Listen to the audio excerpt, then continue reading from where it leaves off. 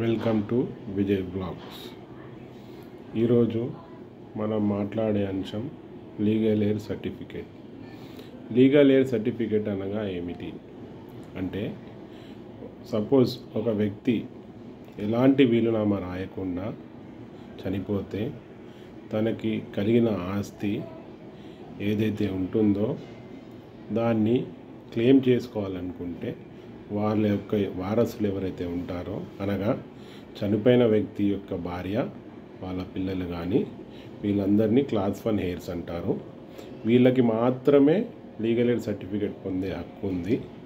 కాబట్టి ఎవరైతే వీళ్ళ భార్య పిల్లలు ఉన్నారో వాళ్ళు లీగల్ ఎయిర్ సర్టిఫికేట్ కోసం అప్లై చేసుకొని ఏదైతే ప్రాపర్టీ ఉందో దాన్ని మ్యూటేషన్ చేసుకోవచ్చు.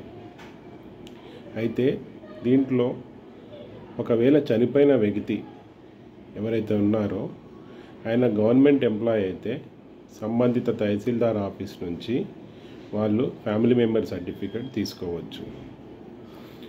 మిగతా వాళ్ళు ఎవరైతే ఉంటారో వాళ్ళు కోర్టు నుంచి లీగల్ ఎయిర్ సర్టిఫికేట్ తీసుకొని ఆ లీగల్ ఎయిర్ సర్టిఫికేట్ వచ్చాకే ఏదైతే వాళ్ళ ఆస్తులు ఉంటాయో ఆ ఆస్తి మార్పిడి జరుపుకోవచ్చు. Thank you.